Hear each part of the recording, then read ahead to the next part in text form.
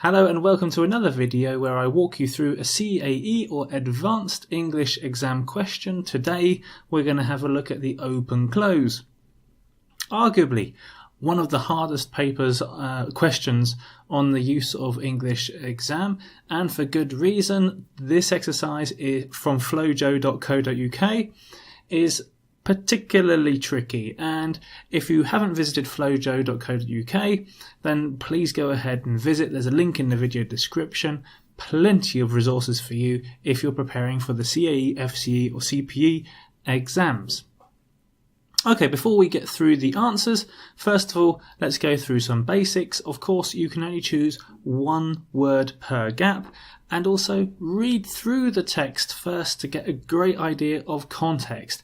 Incredibly important to know what this article is all about, who's involved, what are we talking about, etc, etc, etc. Once you've got a good idea of context, then you'll be in a great position to fill in these answers. So let's have a look at these questions one by one. If we have a look at the example question, it says that fragment of pottery, that little piece of bone, or something remains of an early human tool. If we've got a gap before a noun, plural noun in this case, there's a good chance we need an article, and that's exactly what we need here with the. So that little piece of bone or the remains of an early human tool. If we had an article on, let's just assume there was an article after or, then this would indicate that we need an adjective of some kind.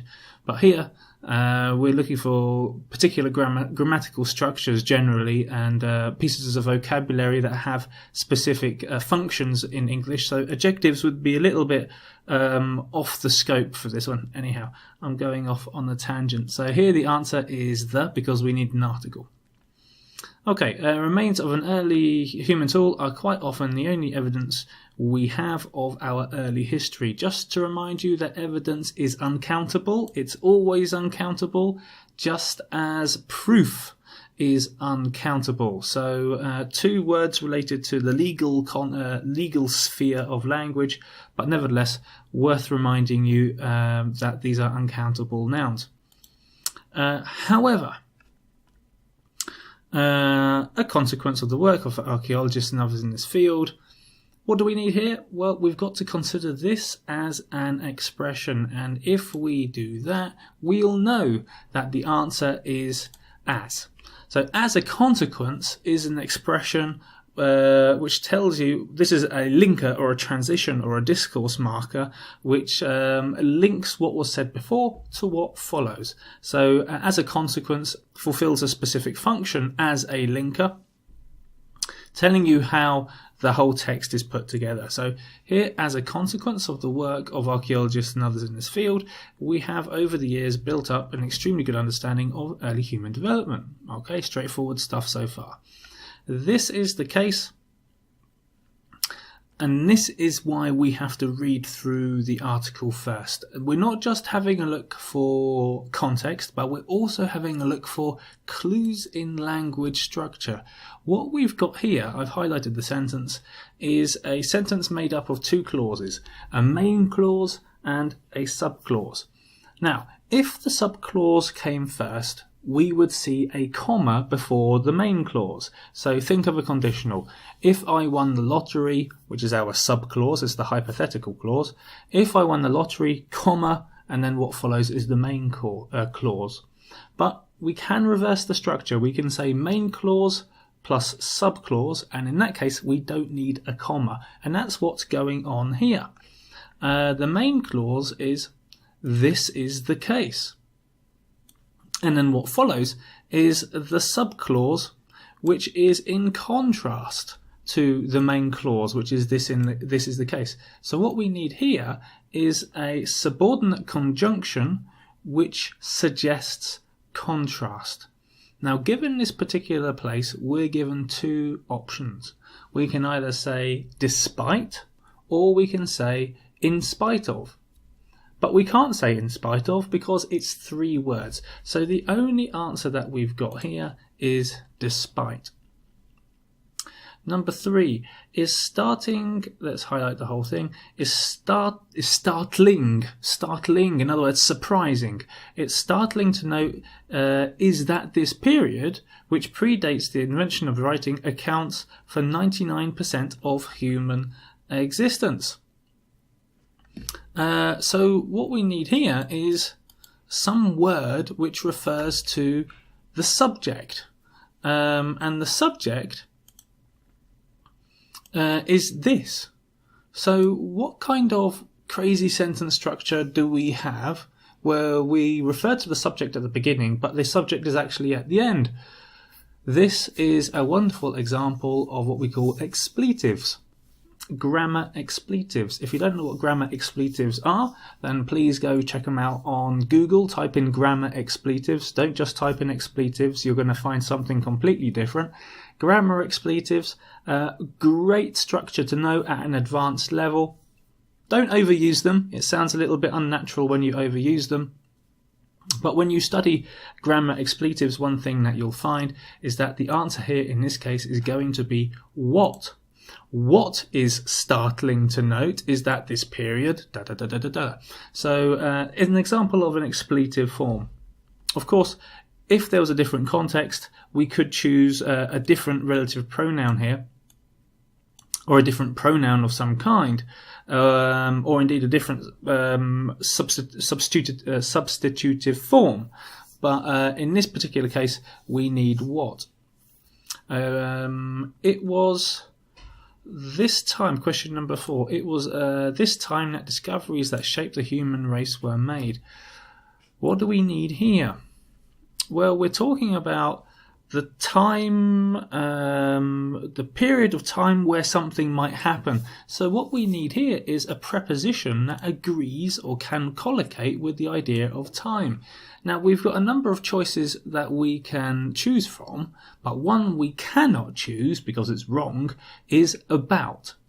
We can't say about this time, but we can say, for example, during, at, from, or around. All of these are correct prepositions which collocate with time.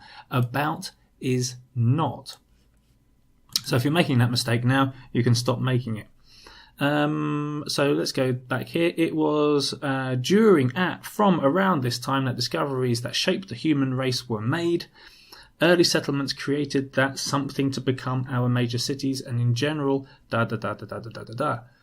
What do we need here? Now, this is a tricky language structure. I am not going to pretend otherwise. What we've got here is a very specific language structure where we're talking about the past, but then we're talking about the future developments of that past. So we're talking about early settlements, and then we're talking about the future, that these early settlements turned into our major cities, and etc., etc. Now, there is a much easier way to say this. We don't have to use this convoluted structure, but unfortunately in this particular question, that's what we've got to work with. So what is our answer in this case? The answer here is were. Early settlements created that were to become our major cities, and in general, da da da da da da. And we've got a clue about this, as a matter of fact, in the just before the comma. This time that discoveries that shaped the human race were made. Similar kind of idea here. So we're talking about the past, and then something that comes from that past into the future. So we've got that. We have a bit of a clue here, but there's no getting away from it. This is a bit of a monster of a question. Let's go down to number 6. The evidence of our prehistory can be found everywhere, from remnants of human existence. Wonderful word, remnants. You don't see that very often. From remnants of human existence buried deep in the ground, ancient pathways and burial grounds. The context here is we're expressing a range of things. And when we're expressing a range of things, particularly when you see from, then we know that we need the preposition to. So from something to something else. So here we need the preposition to. So once again, it's one of these things where you're paying attention to the language and language structure and sentence structure, language structure in this case, to look for common language pairs from to. So keep an eye out for that in the future. The first and easiest place to start your exploration of prehistory is something your local museum. It's of, and you're thinking, what's going on here? And this is a tricky question. What we've got here is an expression of emphasis. An expression of emphasis. And one way that we emphasize something is use the expression of course. So the first and easiest place to start your exploration of prehistory is, of course, your local museum. Particularly, you are interested in discovering more about the area where you live. This is a straightforward conditional. So all we need here is if. Tricky exam question. Lots of a number of, or rather a few examples of advanced language structures. If you're not familiar with any of these language structures, you can find them either in the back of your course books, I hope, if you're using a course book, but if you haven't got a course book, plenty of reference on Google. So type in, for example, grammar expletives in google.co.uk, and you're going to find a whole lot of information and exercises online for you to practice your language skills. As always, if you have any questions about my explanations, if you agree with me or disagree with me, I'd love to hear from you. So leave a comment below. And please remember, if you are doing the CAE Advanced course and you're studying from Gold Advanced, Ready for Advanced, or Expert Advanced, Advanced Expert, then on my website, cramtheexam.com, I've got videos like this one for every single exam question in those course books. So you can study those course books as fast as you like, get as much exam practice as you need to. Okay, I'll see you again soon.